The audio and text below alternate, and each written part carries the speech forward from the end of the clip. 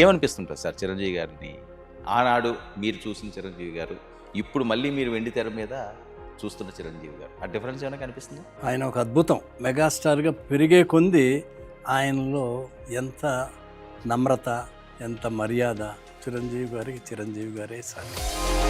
Hero అయిన తర్వాత, star అయిన తర్వాత మీకు ఎప్పుడైనా డిఫరెన్స్ కనిపించిందా? ఆ గర్వం కానీ, ఇంకా నాకు తిరుగులేదురా ఇండస్ట్రీలో అని కానీ? ఆయనే చెప్తారుగా, ఒక సినిమా సూపర్ హిట్ అయిన తర్వాత పెద్ద 100 days ఫంక్షన్ చేస్తే ఆ రోజు రాత్రి ఫంక్షన్ అయిన తర్వాత వెళ్తే మంచం మీద పడుకునేవాడిని కాదు నేను. ఎక్కడ ఇదవుతుందని నేల మీదే పడుకునేవాడిని నేను. ఇప్పుడు నా వైపు ఉంది కాబట్టి తల దించుకొని వెళ్తున్నాను, లేకపోతే తలలు తీసుకెళ్లేవాడిని. గోపాలకృష్ణ గారు థియేటర్లో ఒక ఎలా ఉంటుందంటే ఒక ఊపు వచ్చేస్తాయి. చెప్పగానే చిరంజీవి గారు బా గోపాలకృష్ణ భలే ఉంది సార్. ఈ మొక్కే కదా అన్నది ఇంకది అల్టిమేట్ కదా చిరంజీవి గారికి. ఇంకది ఆయన ముఖేష్ వచ్చి పేకబోతుంటే వెనక టర్న్ అవుతాడు. టర్న్ అయిన తర్వాత వెంటనే డైలాగు కాకుండా గ్యాప్ ఇద్దాము. ఆ దానికి మేము ఒక ట్రాలీ వేసాం. దాంట్లో మణిశర్మ గారు మ్యూజిక్ చేశారు. అంటే థియేటర్లో ఒక్కసారి మనందరం కూడా అంత ఇది వస్తుంది.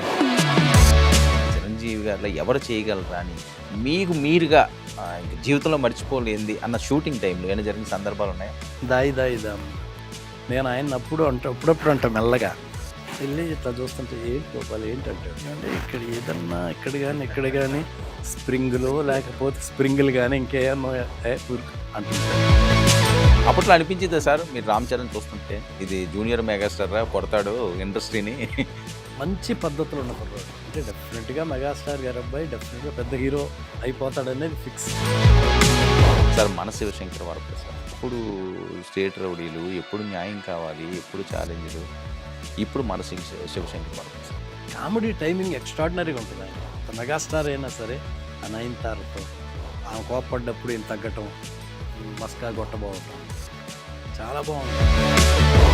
ఇంద్ర 2 ఎప్పుడు అనుకోలేదా సార్? నాతో అశ్విని దత్ గారు అన్నారు, లేదు వర్మ అది ప్లాన్ చేస్తున్నాము అని. చిరంజీవి గారు కూడా చిరంజీవి గారు కూడా ఆ రోజు అన్నారు పబ్లిక్గానే. ఓకే అవును, ఇంద్ర 2 మన యూనిట్తో చేద్దామని. సారు డైరెక్టర్ మీరు ఇన్ని సినిమాలు చేసుకోరా చిరంజీవి గారి సబ్జెక్ట్ కోసం మీరు ఆలోచిస్తున్నారు అంటే ఇంక చిరంజీవి గారి గురించి ఇంకేమనుకోవాలో అర్థం కావట్లేదు సార్. దానికి ఒక మంచి రైటర్ ఉండాలి, దాన్ని సెట్ చేయగల ఇది ఉండాలి. ఎందుకంటే నేను రైటర్ని కాదు, రైటర్ని నమ్ముకునేవాడు. నమస్తే, వెల్కమ్ టు 99 టీవీ. నేను వర్మ. మరో జాతర మొదలైంది. ప్రతి ఏడాది కూడా తెలుగువారికి పెద్ద పండుగ అంటే మకర సంక్రాంతి. సో దేశానికి ఒక పెద్ద పండుగ అంటే August 15. కానీ కోట్లాది మంది ప్రేక్షకులకి, అభిమానులకు మాత్రం August 22 అన్నది చాలా ప్రత్యేకమైంది. ఏంటి August 22 అంత ప్రత్యేకత అంటే, కొణిదెల శివశంకర వరప్రసాద్ ఒక వైబ్రేషన్, ఒక సామాన్యమైన స్థాయి నుంచి ఉన్నత శిఖరాలు అధిరోషించిన ఒక మహానటుడు మెగాస్టార్ చిరంజీవి జన్మదిన వేడుకలు.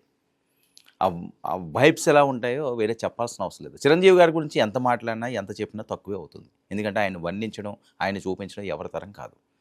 మరి ఆయన నటించిన సినిమాల్లో అద్భుతమైన కళాఖండాలు ఎన్నో. అందులో సూపర్ డూపర్ హిట్ చిరంజీవి గారిని మరో రకంగా ఆవిష్కృతం చేసిన ఆ వెండితెర మాంత్రికులు ఈనాటి మన స్పెషల్ అతిథి. చిరంజీవి గారి బర్త్డే స్పెషల్ సందర్భంగా మనతో పాటుగా ఎక్స్క్లూజివ్గా ఉన్నారు the great director, blast director B Gopal గారు. సార్ నమస్తే. నమస్తే సార్. బ్లాస్టింగ్కి బీకి 2 షింక్ అయిందా ఏంటి? బి గోపాల్ అంటే బిగ్ డైరెక్టరు, బ్లాస్ట్ డైరెక్టరు, 1 కాదు 2 కాదు.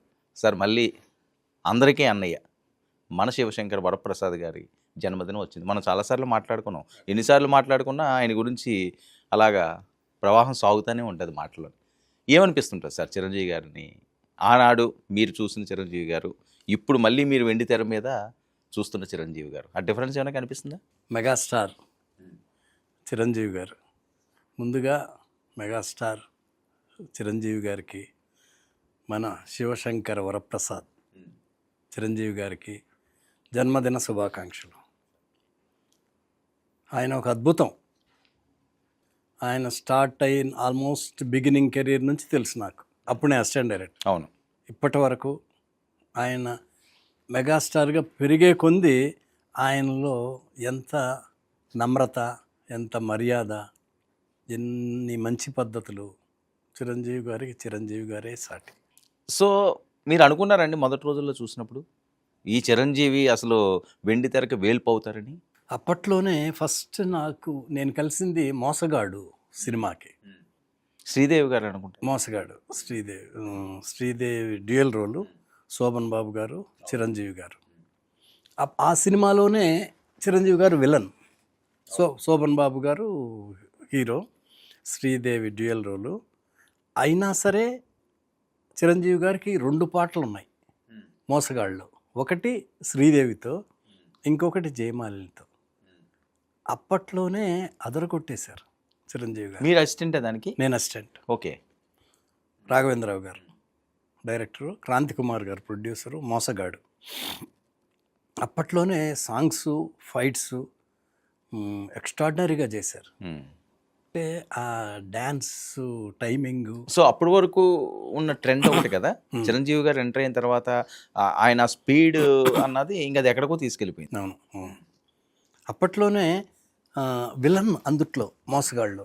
అయినా సరే ఆ సాంగ్స్ పెట్టడం ఆయనకి, రాఘవేంద్రరావు గారు ఆయన చెయ్యటం, ఆయన బాడీ, ఆ రిథము, స్టైల్స్, ఫైట్లో కానీ సాంగ్స్లో కానీ చాలా బ్రహ్మాండంగా చేశారు. అప్పట్లోనే రాఘవేంద్రరావు గారు, శోభన్ బాబు గారు ఎంత పొగిడారో. అవునా? శోభన్ బాబు గారు కూడా చెప్పారు. చిరంజీవి అంటారు కదా ఆయన్ని, శోభన్ బాబు గారు చిన్నోడు ఆయన కంటే. ఎక్స్ట్రాడినరీగా చేసావు చిరంజీవి, బ్రహ్మాండమైన ఫ్యూచర్ ఉంది నీకు. వాళ్ళకి తెలిసిపోతుంటుంది కదా. శోభన్ బాబు గారు చెప్పేశారు అదే చిరంజీవి గారికి. నేను చెప్పేది ఆల్మోస్ట్ 70s ఎండ్లో, 78, 79 ఆ టైంలో. ఎంత మెచ్చుకున్నారో శోభన్ బాబు గారు. సుమారు ఒక 50 సంవత్సరాల క్రితం. అంత నచ్చినాయి ఆయన చేసిన సాంగ్స్ చూశారు. ఫైట్ చేసేటప్పుడు వాళ్ళిద్దరికే ఫైట్, నైట్ ఎఫెక్ట్, వాహిని స్టూడియోలో శోభన్ బాబు గారికి, చిరంజీవి గారికి. అది ఫైట్ చేసినప్పుడు ఆ టైమింగు, ఆ బాడీ మూమెంటు కనిపెట్టేస్తారు కదా శోభన్ బాబు గారు కూడా. అంతా మెచ్చుకున్నారు. అక్కడి నుంచి సార్ మీరు ఆయనతో ఎన్ని అసిస్టెంట్ డైరెక్టర్గా చేశారండి సినిమాలు? చిరంజీవి గారితో మోసగాడు, తిరుగులేని మనిషి. ఓకే, 2 అసిస్టెంట్గా. ఓకే. అందుట్లో కూడా విలను, ఇందుట్లో కూడా విలను. అప్పుడు అనుకున్నారా ఈయన హీరో అయితే బాగుండు, హీరో అవుతాడేమో అని అనుకున్నారండి? అంటే ఎందుకంటే ఒక కమెడియన్గా ఏమైనా ఫస్ట్లో క్యారెక్టర్లు వచ్చినాయి అంటే అలాగే చూస్తుంటారు, లేకపోతే ఒక మదర్ క్యారెక్టర్ ఇలా ఉంటే అలాగే జర్నీ జరుగుతుంటుంది. విలన్స్ కూడా ఆల్మోస్ట్ అలాగే వెళ్తుంటుంది. కానీ చిరంజీవి గారిలోని ఆ చేంజింగు, ఆ విలన్ నుంచి హీరోకి రావడం, అది ఏంటంటారు ఆ ట్రాన్స్ఫర్మేషన్? తిరుగులేని మనిషిలో విలను, తర్వాత అదే బిగినింగ్ ప్రాణం ఖరీదు అన్నీ చేసుకొని న్యాయం కావాలి. చిరంజీవి గారు, కేఎస్ రామారావు గారు, క్రాంతి కుమార్ గారు, ఎస్ కరెక్ట్, న్యాయం కావాలి. అది అందుట్లో కూడా విలన్ షేడ్స్ ఉన్న క్యారెక్టర్ చిరంజీవి గారిది.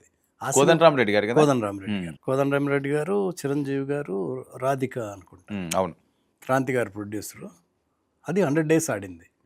ఆ సినిమాలో కూడా నాకు తెలిసి విలన్ షేడ్ ఉంటుంది. అక్కడ ఆ తర్వాత ఖైదీ నుంచి ఇక టోటల్ ఎక్కడికో వెళ్ళిపోయారు ఆయన. వాళ్ళిద్దరు కాంబినేషన్, కోదండరామరెడ్డి గారు, చిరంజీవి గారు. ఖైదీ. సో క్రాంతి కుమార్ గారు చాలా ఎక్కువ కదా చిరంజీవి గారు మూవీస్ సంబంధించి. క్రాంతి కుమార్ గారు ఆ యూనిట్లో ఉండేవారేమో కదా ఎక్కువగా. బిగినింగ్ ప్రాణం ఖరీదు, కొన్ని సినిమాలు, కోతల రైడ్ కూడా ఆల్మోస్ట్ ఆయన ఆధ్వర్యంలో. అక్కడ నుంచి ఇక మెగాస్టార్ అయిపోయారు. సో అప్పుడు ఇండస్ట్రీలో ఎలా ఉండి సార్ ఆయన మీద టాక్? అంటే ఒక రామారావు గారు ఉన్నారు, నాగేశ్వరరావు గారు ఉన్నారు, శోభన్ బాబు గారు ఉన్నారు, ఒక కృష్ణ గారు ఉన్నారు, ఇంతమంది ఉండగా, కృష్ణరాజు గారు ఉన్నారు, ఇంతమంది ఉండగా చిరంజీవి అనే ఒక యంగ్స్టార్ వచ్చి ఒక విలన్ పాత్రలు చేసేవాడు ఈరోజు హీరోగా వెతకడం, ఇంకా అక్కడి నుంచి అసలు ఎవరితోటి కూడా ఇంకా కంపారిజన్ లేని విధంగా ఆ డ్యాన్సర్ విషయం ఉండండి, పాటల విషయం, ఆ ఎదుగుతున్న తీరులో ఇండస్ట్రీలో టాక్ ఎలా ఉండేదండి? ఏమైనా తొక్కడానికి చూడడం అయినా అలాంటివి ఏమైనా ఉండేయండి? అట్లేం కాదు, కానీ ఎవరి అదృష్టాన్ని, ఎవరి టాలెంట్ని ఎవరు ఆపలేరండి.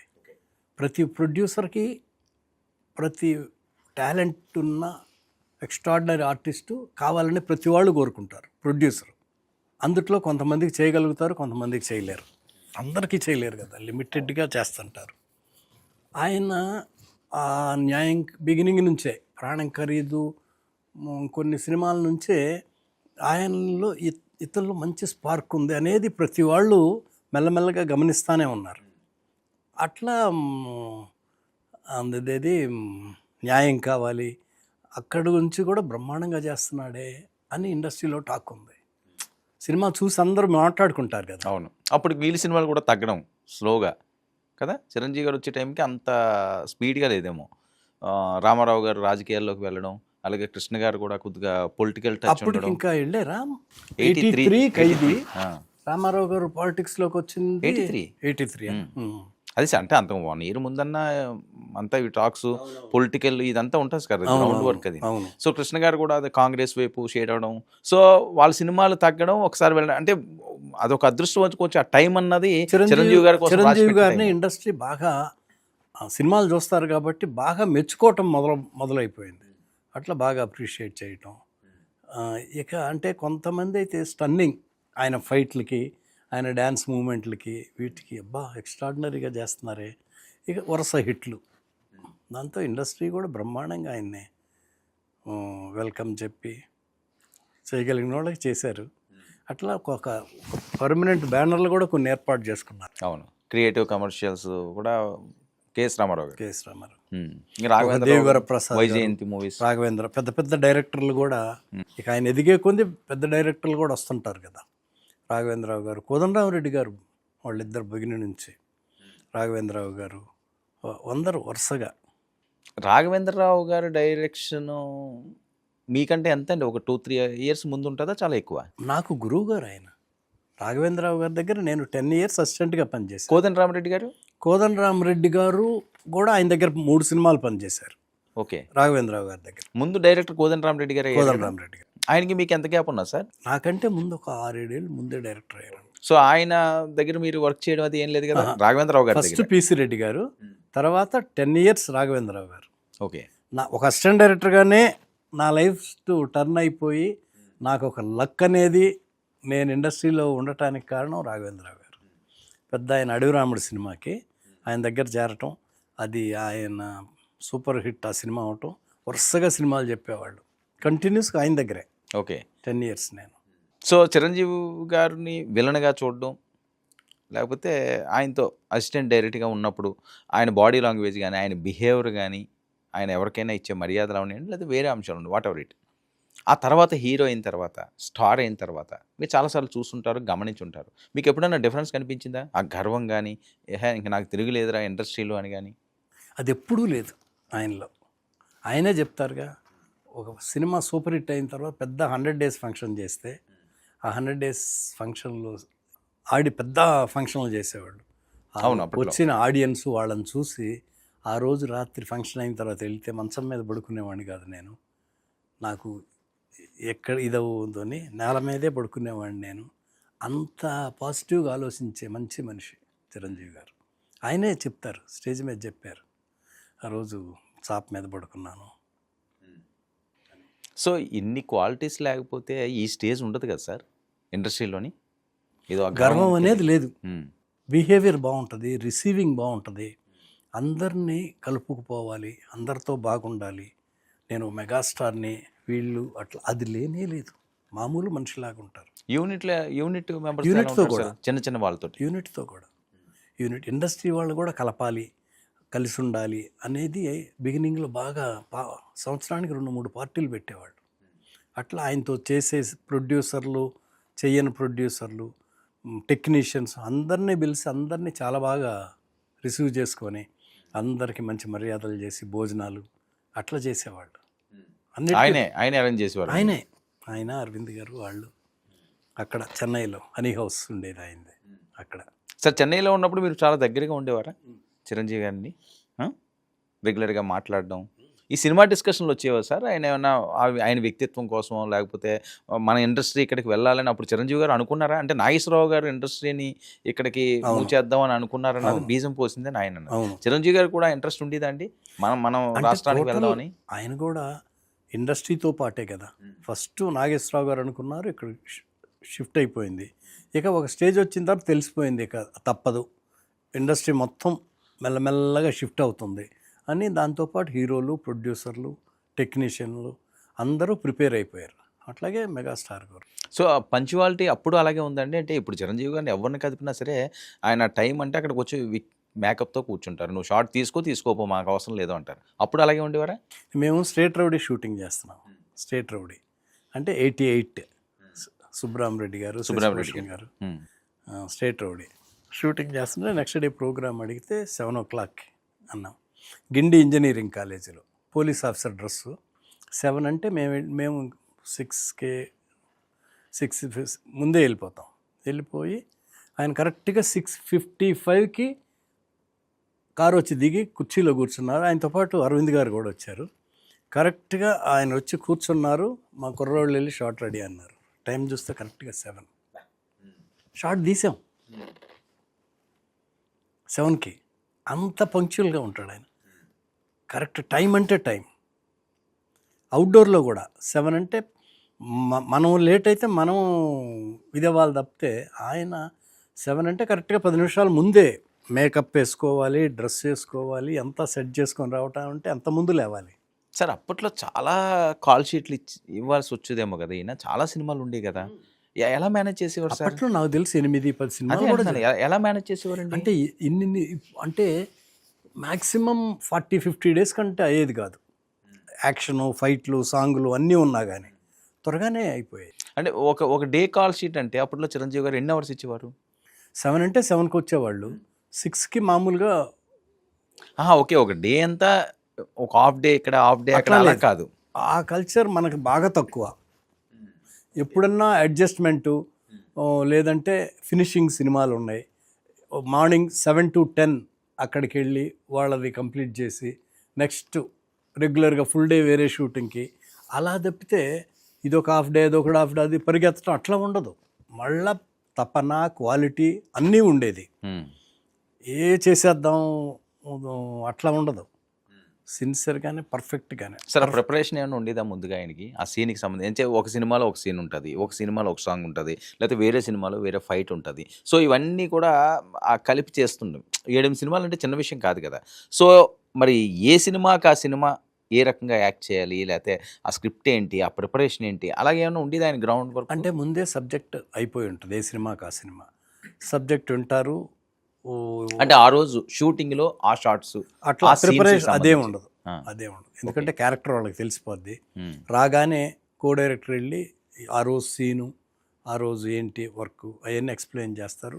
అవతల సినిమా కూడా ఆ కో డైరెక్టర్ వచ్చి చెప్తారు. చెప్పగానే ఇమీడియట్గా పట్టేస్తారు, గ్రాస్ప్ చేస్తారు. సార్ మీరు ఎప్పుడన్నా ఆయన సినిమాలు తీసినప్పుడు ఇబ్బంది పడ్డం కానీ, లేకపోతే ఆయన ఎప్పుడన్నా ఇబ్బంది పడ్డం కానీ ఆ సిచ్యువేషన్ ఏమైనా జరిగిందా షూటింగ్లో? ఏమైనా చిన్నవి ఆ షూటింగ్లు జరుగుతున్నప్పుడు ఆయన ఇబ్బంది పడిన సంఘటన కానీ, లేకపోతే మీరు ఇబ్బంది పడిన సంఘటన కానీ అలాంటివి ఏమైనా ఉన్నదా మీ ఎంటైర్ కెరీర్లో మీ ఆయనతో పాటు చేసిన షూటింగ్లో? అంటే దెబ్బ తగిలింది ఆయనకు ఒకసారి మా షూటింగ్లో. అదేనా మీరు అనేది? జనరల్గా అసలు అదేం ఎప్పుడు చాలా పాజిటివ్గాను చాలా కోఆపరేటివ్గా ఉంటారు. ఏది ఉన్నా కానీ సాల్వ్ చేస్తారు తప్పితే ఆయన ఇన్వాల్వ్ అవుతారు. దాన్ని ఇష్యూ లాగా కాంప్లికేట్ అది ఎప్పుడూ లేనే లేదు. అట్లాంటివి రావు అసలు. ఎక్కడన్నా ఉన్నా కానీ ఇమ్మీడియట్గా అసలు ఏమి చిన్న మిస్అండర్స్టాండింగ్, చిన్న క్లాషు అట్లాంటిది నేను కోపపడడం, అలగడం అది లేనే లేదు.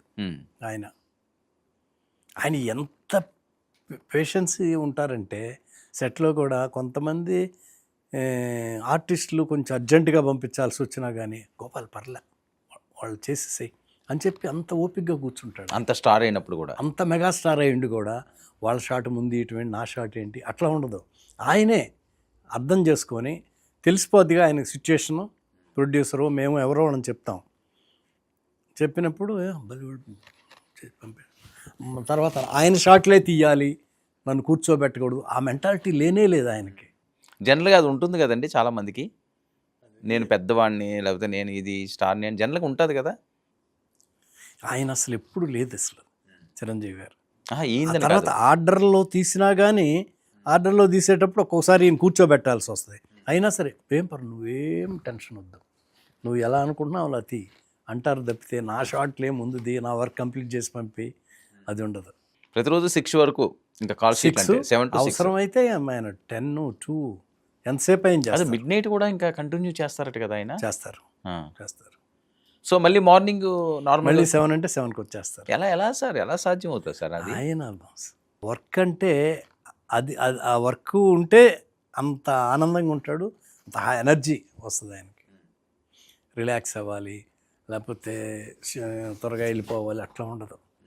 సినిమా బ్రహ్మాండంగా రావాలి, సీన్ బాగా రావాలి, సాంగ్ బాగా రావాలి, సినిమా సూపర్ హిట్ అవ్వాలని ఆ యాటిట్యూడ్తోనే ఉంటాడు. ఇన్వాల్వ్ అవుతుంటారండి ఇన్వాల్వ్ అవుతారు సాంగ్స్ విషయంలో కానీ, ఫైట్స్ కానీ, అది కాకపోతే సీన్స్లో కూడా, సబ్జెక్ట్లో కూడా ఇన్వాల్వ్ అవుతారు. మీ ఎక్స్పీరియన్స్ ఏంటి సార్? ఆ ఇన్వాల్వ్ అయింది, మీరు అనుకోలేంది ఆయన అనుకున్నది, అది తెర మీద బాగా పండింది. ఇంద్ర లక్నోలో షూటింగ్ చేస్తున్నాం, షౌకత్ అలీ ఖాన్ ఇంట్లో. వీళ్ళ అల్లుడిని కట్టేసి కొడుతుంటారు. శివాజీని. శివాజీయా? శివాజీ కాదు, వేరే అబ్బాయి. ఓకే. శివాజీ ఏమో పడవ నడిపేవాడు. ఓకే. తప్పు పెద్దోళ్ళ పెంపకంలో తప్పు ఉండొచ్చు, వాడిని కాదు నన్ను శిక్షించండి అంటారు. ఆయన కొట్టిన తర్వాత మామూలుగా అయితే మా స్క్రిప్ట్లో కామ్గా వెళ్ళిపోతుంటారు, ఏం మాట్లాడకుండా, దెబ్బలు తిని.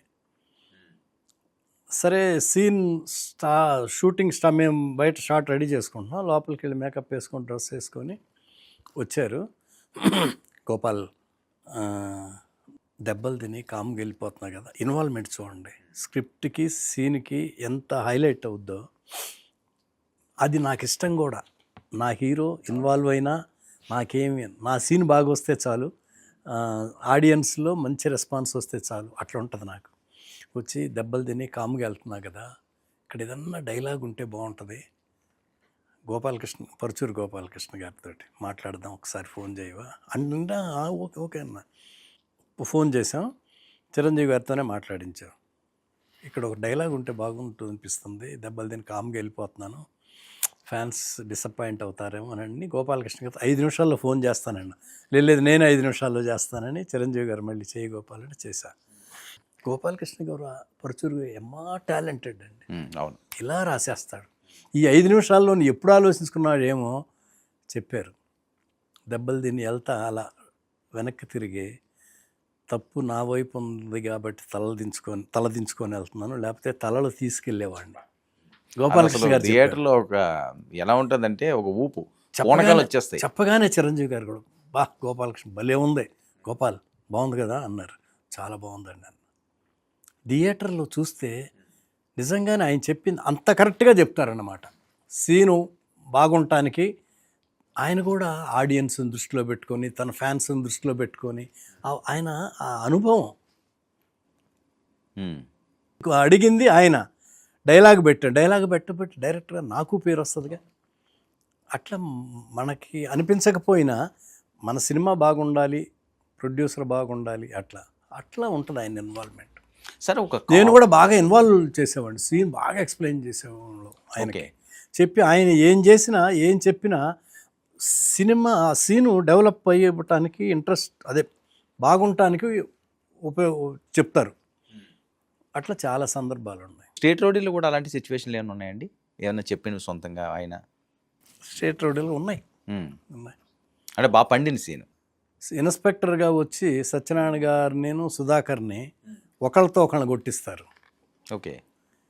సెల్లో ఉంటారు.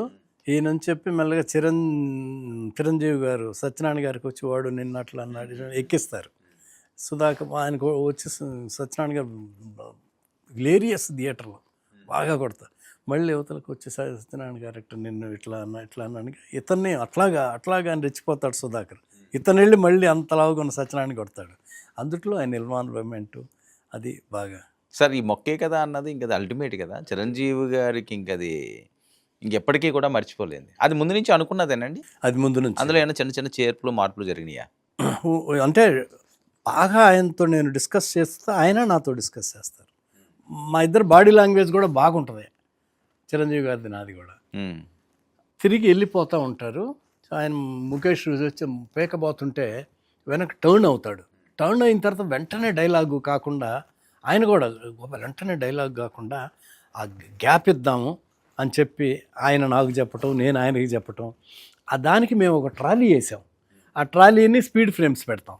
దాంట్లో మణిశర్మ గారు మ్యూజిక్ చేశారు. అంటే థియేటర్లో ఒక్కసారి మనందరం కూడా అవును. అంత ఇది వస్తుంది. సీన్ని అలా ఎలివేట్ చేసాడు మణిశర్మ గారు తన మ్యూజిక్తో. అప్పుడు చెప్తారు డైలాగ్, మొక్కే కదా పేకాలను చూస్తే పేక కోస్తా. ఆయన వెళ్తా ఇతను పేకబోయి ఆయన వెనక్కి తిరిగి డైలాగ్ చెప్తే మళ్ళీ ఆ రీ రికార్డింగ్కి స్కోప్ ఉండదు. అవును. డైలాగ్ ఉంది, ఆ చిన్న చిన్న ఆయన కూడా అట్లా కానీ ఉంటే కెమెరాను భలే క్యాచ్ చేస్తారట కదండి ఆయన, ఎక్స్ప్రెషన్ కానీ అది కానీ అసలు ఎక్కడుంది కెమెరా, దానికి ఏ రకంగా ఆయనలో స్టైల్ కూడా బిగినింగ్ నుంచి నేను అబ్జర్వ్ చేసేవాడిని. ఆయన సినిమా అసిస్టెంట్ డైరెక్టర్ నుంచే డ్యాన్స్ మూమెంట్లో కూడా బిగినింగ్ నుంచి ఆయనకు ఒక అలవాటు ఉంది. డ్యాన్స్ మాస్టర్ చెప్పిన మూమెంట్ చేసి ఆ ఫినిషింగ్లో ఏదో ఒక ఇలా అంటాం ఆయన ఓన్ స్టైల్తో చేస్తాడు. అది బ్రహ్మాండంగా ఉంటుంది. సార్ పాటల్లో ఏదైనా ఒక అద్భుతమైంది ఆయన చూసి అబ్బా ఇంక ఏంట్రా బాబు ఇది, ఇంక చిరంజీవి గారిలో ఎవరు చేయగలరా అని మీకు మీరుగా ఇంక జీవితంలో మర్చిపోలేంది అన్న షూటింగ్ టైంలో ఏమైనా జరిగిన సందర్భాలు ఉన్నాయా సాంగ్ విషయంలో? దాయి దాయి దమ్మ అది ఎంత ఎక్స్ట్రాడినరీ. నేను ఆయన అప్పుడప్పుడు అంటా మెల్లగా వెళ్ళి ఇట్లా చూస్తుంటే ఏంటి గోపాల్ ఏంటి అంటాడు. ఏమంటే ఇక్కడ ఏదన్నా ఇక్కడ కానీ స్ప్రింగులు లేకపోతే స్ప్రింగులు కానీ ఇంకేమన్నా అంటుంటాడు. చాలా సరదాగా ఉంటారండి. చాలా చాలా సార్ అవుట్డోర్ వెళ్తే కూడా state road first Delhi 5 star హోటల్స్లో సాంగ్, ఢిల్లీలో తాజ్ హోటలు, పార్క్ హయత్ 1 2 3 4 1 2 3 4. ఆ రోజుల్లోనే ఒక్క రోజుకి 50,000 డిస్కోతెక్కి ఒక్కరోజు. అందులో కొంచెం బిట్టే తాజ్ హోటల్, పార్క్ హయత్, రాష్ట్రపతి భవన్, తర్వాత ఇంకేదో ఫెయిర్ ఇక్కడ 4 రోజులు 5 రోజులు తీసాం. అది హైలైట్ ఆ పాట. అవును. డిస్కో డ్యాన్స్ అప్పట్లో ఫేమస్ 1 2 4. అది అసలు ఆయన మూమెంట్లు. అందుట్లో బీజిఎంలో ఆయన రాధా పార్క్ హయత్తో ఏదో ఆ పెద్ద హోటల్ ఆ లాబీలో చేస్తారు. తారా మాస్టర్ కూడా ఎంత బాగా కంపోజ్ చేసిందంటే వాళ్ళిద్దరికి డ్యాన్స్ చేయించి టీ కప్పులు పట్టుకుంటారు. టీ కప్ పట్టుకొని సాంగ్ మధ్యలో అట్లా జనరల్గా ఎవరు పెట్టరు. ఆమె ఐడియానే డ్యాన్స్ మాస్టర్ పెడితే వీళ్ళిద్దరు టీ తాగి ఆ కప్పులు అక్కడ పెట్టి మళ్ళీ ఒక వయ్యారు ఒక మూమెంటు. అది ఎంత గ్రేస్. వాళ్ళిద్దరూ చిరంజీవి గారును రాధా ఎంత బాగా చేశారు. అలాంటివన్నీ కూడా బ్రహ్మాండంగా చేస్తారు. మీకు అసలు అద్భుతమైన మెమరీస్ కదండి మెమరీ. మళ్ళీ నేను మెగాస్టార్ని, నేను పెద్ద హీరోని అట్లా కాకుండా షూటింగ్ అయిపోయిన తర్వాత మళ్ళీ నైట్ నన్ను కెమెరామెన్ గోపాల్ రెడ్డి, మా ప్రొడ్యూసర్ శశిభూషణ్ గారిని మళ్ళీ పిలవటం, కూర్చొని అందరూ డిన్నర్ చేయటం, అంత బాగా ఉంటారు. సరే క్యారేజీలు వస్తుంటాయి కదా ఆయనకి ఎక్కడ షూటింగ్లోనే ఇక్కడ ఉన్నప్పుడు, హైదరాబాద్లో షూటింగ్ జరిగినప్పుడు అప్పుడు కూడా ఇంటి ఫుడ్డేనా ఆయన? ఎందుకంటే ఇప్పటికీ కూడా అదే మెయింటైన్ చేస్తుంటారట బాగా. మీ అందరికీ కూడా వస్తుంటాయట కదా? వస్తాయి. ఆయన ఒక్కడో తినరు ఎప్పుడు. ఏది బాగా లైక్ చేస్తారు సార్? ఆయనకు ఫిష్, చేప అంటే బాగా ఇష్టం అని విన్నాను. ఫిష్ బాగా. మర్యాద కూడా మెకానికల్ షూటింగ్ చేస్తున్నాం మేము కులు మనాలిలో. మా మిస్సెస్ కూడా వచ్చింది. ఉండి షూటింగ్ అయిన తర్వాత గోపాల్ ఉమా వచ్చింది కదా, ఉమాను కూడా డిన్నర్కి పిలుస్తాను మా మిస్సెస్ని, ఉమా నువ్వు విజయశాంతిని కూడా పిలుస్తానని మమ్మల్ని పిలిచి ఆ హోటల్లో డిన్నరు. ఎందుకు ఆయనకి, ఆయన మెగాస్టారు, ఆయన పాటికి ఆయన రిలాక్స్ అవ్వచ్చు. పద్ధతులు మర్యాద, ఒక ఆడపిల్ల డైరెక్టర్ భార్య వచ్చింది అని చెప్పి పిలిచి నన్ను మా మిస్సెస్ని విజయశాంతి, ఆయన ప్రొడ్యూసరు ఉన్నారు అరవింద్ గారు, కానీ ఆయన లేరు, ఆయన తాలూకు మనిషి. డిన్నర్ అంత బాగా. సురేఖ గారు, రామ్ చరణ్ వాళ్ళు వచ్చేవారండి అప్పట్లో షూటింగ్లకి? షూటింగ్కా తక్కువే. మేము వెళ్ళిన అవుట్డోర్కి ఒక్కసారి ఇందిరాకి సురేఖ గారు, రామ్ చరణ్, పిల్లలు వీళ్ళందరూ కూడా. ఆవిడ కూడా చాలా బంగారం. అదే బంగారం. ఎంత మంచామంటే అంత మంచామ. మర్యాద కానీ చిరంజీవి గారికి ఏమీ తగ్గదామా. పిల్లలు కూడా బంగారాలే కదా సార్. ఇంకా రామ్ చరణ్ అసలు చిరంజీవి అప్పట్లో అనిపించిందా సార్ మీరు రామ్ చరణ్ చూస్తుంటే ఇది జూనియర్ మెగాస్టార్ రా, కొడతాడు ఇండస్ట్రీని? డెఫినెట్గా. కలుస్తుంటారండి ఇప్పుడు రామ్ చరణ్ కానీ ఎప్పుడన్నా ఏదైనా షూటింగ్లో కలవడం ఇది అది ఎలా ఉంటుంది సార్ తనకి చిరంజీవి చిన్నప్పటి గారు నుంచి కూడా చాలా మంచి పద్ధతులు ఉన్న కుర్రాడు, చాలా మంచివాడు. నా బాగా చిన్నప్పటి నుంచి తెలుసు కదా. అంటే డెఫినెట్గా మెగాస్టార్ గారి అబ్బాయి డెఫినెట్గా పెద్ద హీరో అయిపోతాడనేది ఫిక్స్. అట్లాగే అంటే అబ్బాయి మా ఫాదర్ మెగాస్టార్ చిరంజీవి కదా, నాకేంట్రా ఎవరితోటన్నా సంబంధం అని ఎప్పుడైనా అనిపించింది ఆ చిన్నప్పుడు కానీ? అది లేదు అసలు. ఆయనకి ఎంత మర్యాదగా ఉంటాడో ఆ మర్యాద ఆ పద్ధతులన్నీ రామ్ చరణ్లో కూడా ఉన్నాయి. బిహేవియర్ కూడా ఇప్పటికి కూడా ఎంత పెద్ద హీరో అయిపోయాడుగా, ఎక్కడ కనిపించిన అంకుల్ అంకుల్ అంట. ఒకసారి చిరంజీవి గారికి సర్ప్రైజ్ బర్త్డే ఇస్తున్నారు. ఓకే. అతనే ఫోన్ చేశాడు Ram Charan, uncle daddy birthday ఇట్లా సర్ప్రైజ్గా చేస్తున్నాం, మీరు ఆంటీ ఉమంటే కూడా వీళ్ళందరికీ బాగా ఇష్టం. ఓ ఫ్యామిలీ మెంబర్ లాగే, ఫ్యామిలీ మెంబర్ లాగా. ఎక్కడ కనిపించిన ఉమని ఎంత ఆప్యాయంగా ఎప్పటికి కూడా వాళ్ళు ఇట్లా వాళ్ళ దగ్గరికి తీసుకొని అంత బాగా ఉంటారు. రామ్ చరణ్ కూడా మర్యాదలు, ఎంత మర్యాద అయిన అబ్బాయో, ఇంత పెద్ద హీరో అయిపోయినన్న ఆ గర్వం ఆ పిల్లల్లో లేదు అసలు. ఆయన పెంపకం అలాంటిదిలేండి సార్. ఒకటి ఇండస్ట్రీలో మెగాస్టార్ అవ్వడం, లేకపోతే ఇంకా అతను తిరగలేని నటుడు అవడం వేరుగా, అదొక అంశం సార్. కానీ కుటుంబ వ్యవస్థను కూడా ఆ ఫ్యామిలీని ఆ రకంగా అభిమానంతో, ఆప్యాయలతోటి, గర్వం లేకుండా వాళ్ళని తీర్చిదిద్దడం అన్నది, ఆ రెండు బ్యాలెన్స్ చేయడం అన్నది ఇండస్ట్రీలో చాలా తక్కువ సార్. ఎంత బిజీగా ఉంటాడు ఆయన.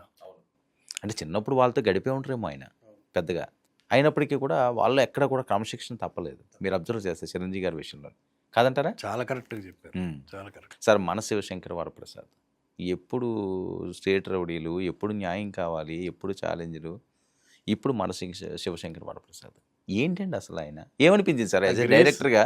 ఆ గ్రేస్, కామెడీ టైమింగ్ ఎక్స్ట్రాడినరీగా ఉంటుంది ఆయనలో.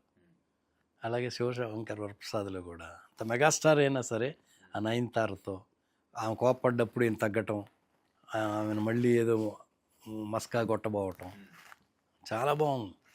కాదు, ఎలా అనిపించింది సార్ మీరు చిరంజీవి గారిని బాగా అప్పట్లో బాగా మీరు డైరెక్ట్ చేసినప్పుడు దగ్గర నుంచి చూసినాడు, ఇన్ని సంవత్సరాల తర్వాత ఆయన్ని చూస్తుంటే ఫస్ట్ అసలు మీకు ఏమనిపించింది ఆ ఫీల్? చాలా చాలా సరదాగా ఉంది, చాలా బాగుంది. సాంగ్స్ కానీ, తర్వాత వాళ్ళ నయనతార, చిరంజీవి గారు, వెంకటేష్ బాబు వాళ్ళ కాంబినేషన్, ఆ సీన్స్ కూడా రాను చాలా బాగా కంపోజ్ చేసి, చిరంజీవి గారు, వెంకటేష్ బాబు వాళ్ళ కాంబినేషన్, ఆ సీన్స్ ఒకళ్ళకొకళ్ళు తగ్గకుండా బాగా చేశారు.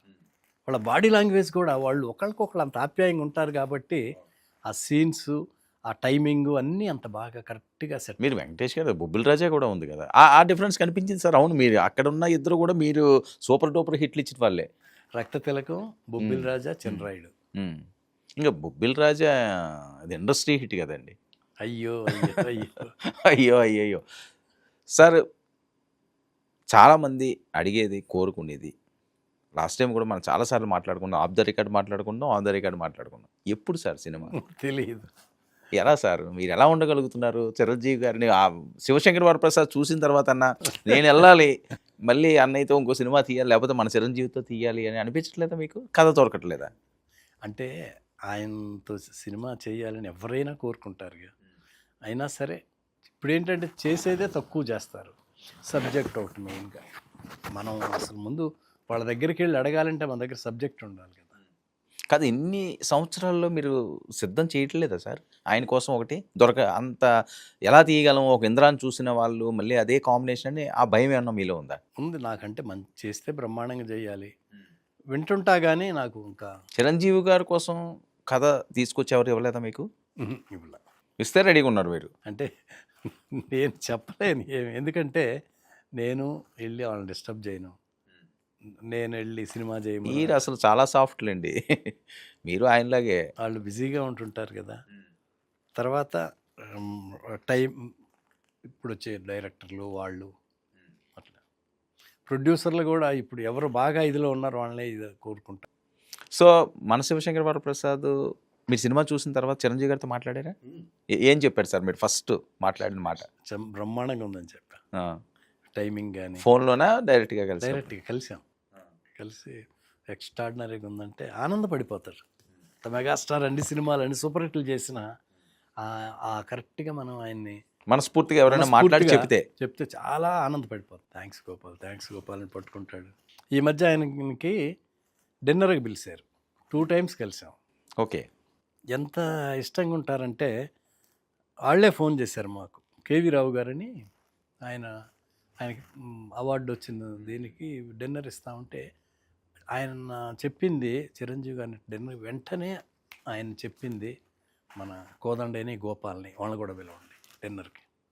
చిరంజీవి గారు మర్చిపోరు ఆయన. మర్చిపోరు. ఉమ్. ఇష్టంగా ఆప్యాయంగా ఉంటారు.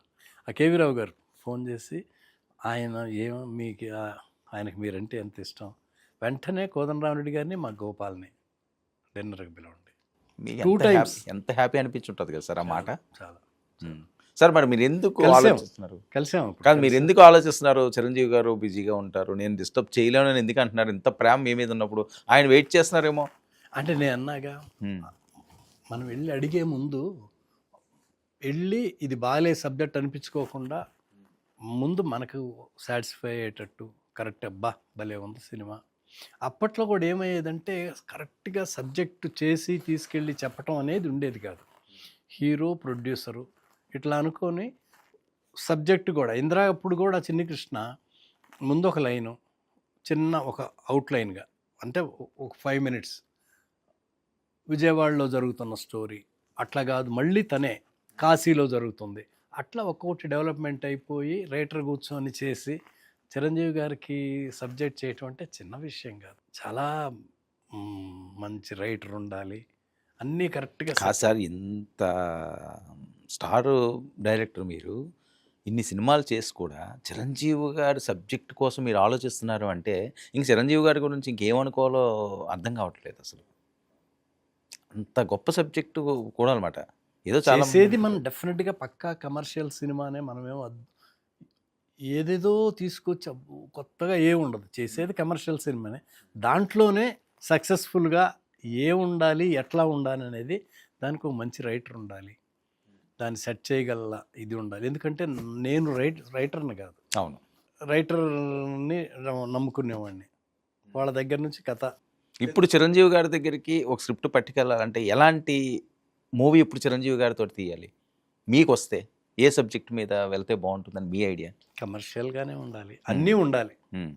అంటే ఇంద్రా టైప్ అనా, లేకపోతే మన శివశంకర్ వరప్రసాద్ ఫ్యామిలీ టైప్ అనా, లేకపోతే ఏదైనా కామెడీ టైప్? ఎప్పుడు ఎంటర్టైన్మెంట్ ఉండి యాక్షన్ ఉంటే ఏదైనా బ్రహ్మాండంగా ఉంటుంది. మా ఇంద్రాలో ఫుల్ కామెడీ, అవును, అన్ని క్యారెక్టర్లు పర్ఫెక్ట్గా కుదిరినాయి. యాక్షను ఉంది, షౌకత్ అలీ ఖాన్ ఉన్నారు. ఇంద్రా 2 ఎప్పుడు అనుకోలేదా సార్? నాతో అశ్విని దత్ గారు అన్నారు, లేదు వర్మ అది ప్లాన్ చేస్తున్నాము అని. మరి రిలీజ్ అప్పుడు అన్నారు నాతో అన్నారు, నా ఎంట్రీలో కూడా దత్ గారు చిరంజీవి గారు కూడా చిరంజీవి గారు కూడా ఆ రోజు అన్నారు పబ్లిక్గానే. ఓకే, అవును, ఇంద్రా 2 మన యూనిట్తో చేద్దామని అన్నారు. కానీ మళ్ళీ అప్పటికప్పుడు అనుకున్నాం, కానీ అంటే మళ్ళీ అలా తీయాలంటే చాలా ఇబ్బందులు ఉంటాయి అందులోని. ఎందుకంటే అంత గొప్ప హిట్ని దానికంటే గొప్పగా తీయాలి. అవునవును. ఇప్పుడు బాహుబలి 1 ఉన్నది అనుకోండి, బాహుబలి 2 అంత సక్సెస్ అవ్వడానికి కారణం ఏంటంటే దాన్ని మించి ఉంటుంది అది. ఆ ట్రాక్ అందరికీ దొరకదు కదా సార్, కదా. సో మీరైతే ప్రయత్నం చేస్తున్నారు, అవకాశం అయితే ఉంది, లేదని మాత్రం అనకండి, అభిమానులు ఊరుకోరు. ఒక్క మాట చెప్పండి, మంచి మాట, ఖచ్చితంగా మంచి స్క్రిప్ట్ దొరికితే ఇంకోటి సిద్ధం చేస్తాను వెపనని. మాకు తెలిసింది అదే, అది తప్ప ఇంకేమీ తెలియదు. సినిమా మంచి స్క్రిప్ట్ చేసుకుంటే చేయటానికి కూడా నాకు ఇష్టం.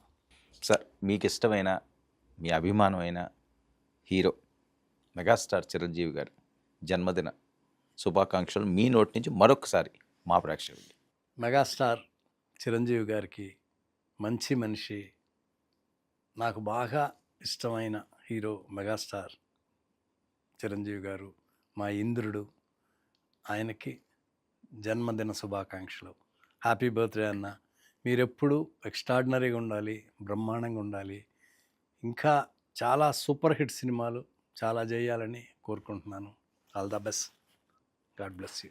ఆ సూపర్ హిట్ సినిమాలు మరొకటి మీ నుంచి కూడా రావాలని మేము మనస్ఫూర్తిగా కోరుకుంటున్నాం. థ్యాంక్ యూ సో మచ్ అండి బి గోపాల్ గారు, మీ విలువైన సమయాన్ని కేటాయించినందుకు. ఇది స్టార్ డైరెక్టర్ బి గోపాల్ గారితో చిరంజీవి గారి పుట్టినరోజు సందర్భంగా ప్రత్యేక ఇంటర్వ్యూ. మరొక ఇంటర్వ్యూలో మరో అతిథి కలుద్దాం. Stay tuned to 9 news.